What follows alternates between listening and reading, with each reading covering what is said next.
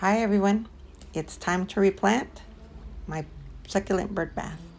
And oh my gosh, I've been procrastinating because it looks so beautiful still. I love this Gibby Flora crested beauty in the middle. And she's just in a pot, so I could just pull her out. But we have situations going on here. Everything is overgrown. The elephant bush, the portulacaria, is very it's overgrown. I have jade and I have some sedum that throws off a big root ball, so I need to take care of those plants. And just I'm going to be removing every single plant because you can't even see the little plants that I had in here. I mean, everything like grew, and that's the beauty of a tapestry like arrangement, that everything melds together and kind of looks like a beautiful just mosaic of plants. But when they grow too much, you have issues because you have plants that aren't getting enough of light, and then they get elongated or exfoliated, and also you get mealybug and all kinds of situations going on here. So, yep, let's just remove it. It's easy enough. It was just placed in the center. And, oh, this is such a beauty. But definitely I need to repot it because it needs a bigger pot. Because this one, even though it doesn't have a big root ball, it still gets top heavy, and you have that beautiful fanning stem that just, needs more space to grow.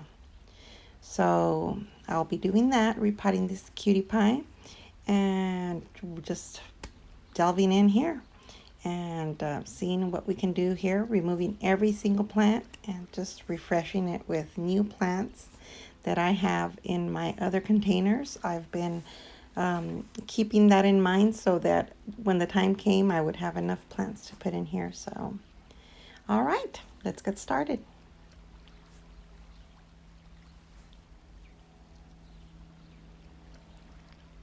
Yeah, I thought I was going to be able to just use my spade and take them out, but nope.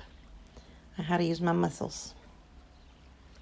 See, everything just intertwines and meshes together, and it's kind of hard. You have to be careful when removing some of the plants. And you can tell some of the ones that have the shallow roots, they come out easy, but the ones at the end are the ones that have the bigger roots that are causing the havoc in this bird bath. So really, I wouldn't use the elephant bush again in one of these shallow containers because it's just too much root ball. Look at that.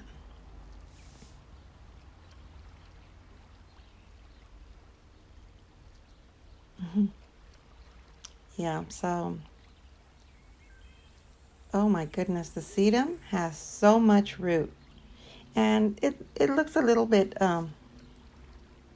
sparse because this one, I didn't cut it down, I just left it in there. And so it's got some of the old woody stems in there. So we'll just go ahead and remove that one.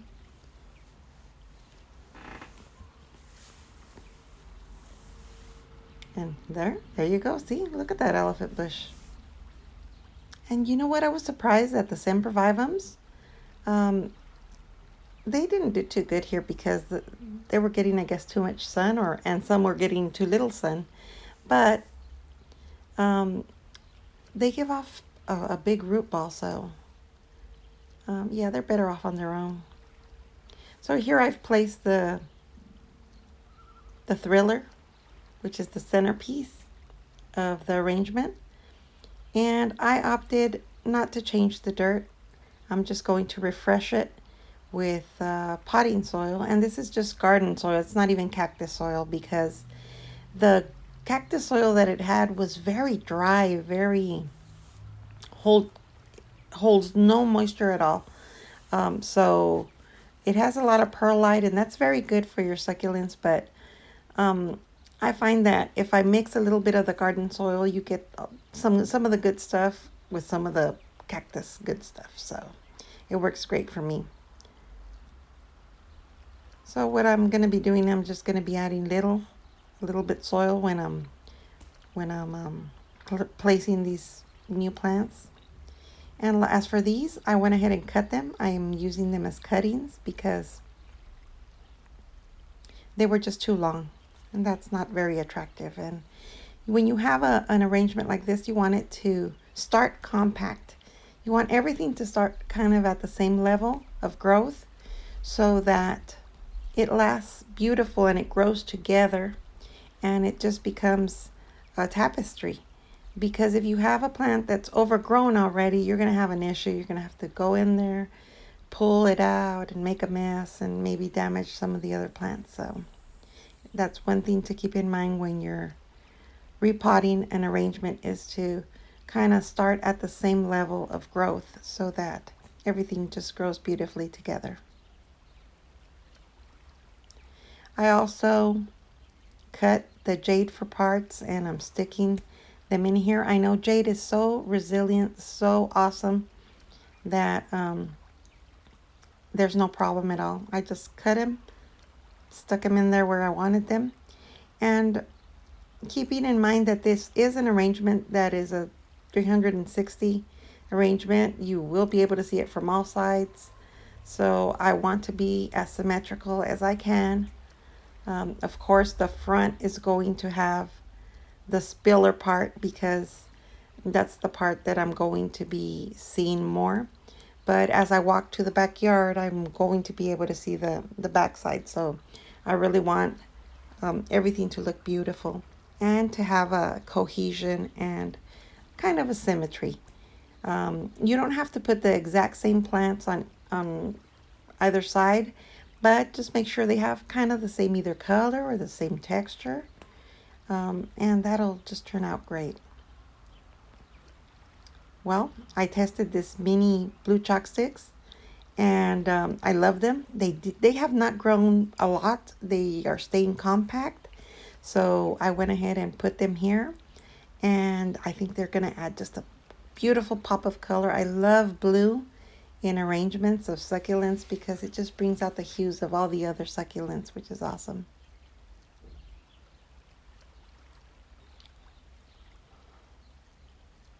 And a shout out to my hubby because thank you so much for helping me with the filming. I was procrastinating because it's kind of hard getting good shots, overhead shots and close-up shots. And then, you could set your camera on a tripod, but then you get just one angle.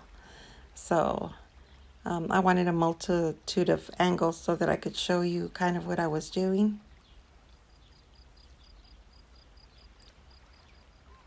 And yeah, again, you're going to see maybe 2 takes on the same planting because, again, I was taping and my husband was taping, so we were able to capture more shots for you guys.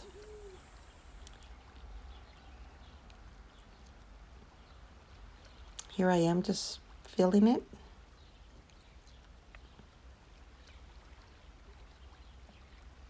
And it's important to make sure that your roots are underground. Just make sure to put enough soil so that they're not exposed to the sun.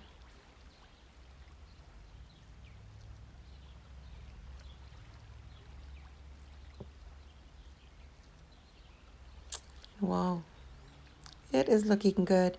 I really, really liked my crested gibiflora in the middle because it was just spectacular.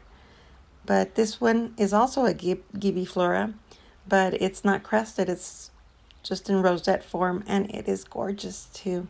These gibifloras get stressed, and they get these beautiful blush colors that are amazing. And again, they go so awesome with the terracotta and with the other succulents. And here I'm just finishing it up. I don't fill every little single space. I go ahead and put rock in between to give it another texture and give it a cohesion, and also give it some space to grow, because if I see a plant that is expanding, I can remove that little rock and let it have some space to grow. So This is why I prefer the bigger, chunkier rock as top dressing than the little pebbles. I've tried the little pebbles, and I think it's just too suffocating for the dirt and for the plants when you have the tiny little pebbles. So yeah, I prefer this bigger rock. Look how beautiful. Yeah, these colors are just so awesome. And again, I love this because if you don't have a lot of space, you can always buy a bird bath, put it on your porch, put it on your balcony, and just, maintain it. Every year you'll have something to do, and it's something so beautiful to look at. And really, the maintenance is very little, and that's why these succulent arrangements are so popular and such a great idea in climates that are water-wise. I live again in a zone 9. If you've watched my videos, I've mentioned that over and over again, just to give you reference of what I am planting. And I reused, so a lot of these were cuttings from a little pot that I actually made a video where I actually rooted the cuttings, and then I put them all in an arrangement in a pot, and they ended up in this bird bath. And some of the ones that were in here I used. And you know what I added this year too? I added some gasterias. My gasteria started rotting that I had in the ground because it was getting too much water from the other side. So I removed the mama and I had to throw her away, but she had tons of babies. And those are the babies that ended up in this arrangement, which was awesome because it's just such an interesting little plant. You can't tell if it's fake or real sometimes because it's just so rigid, and the little bumps, and it's just beautiful. Well, here you're seeing it complete, and I hope you guys enjoyed this video. Thank you again so much for watching. Thank you for subscribing, and welcome to all the new subscribers. I will talk to you guys later.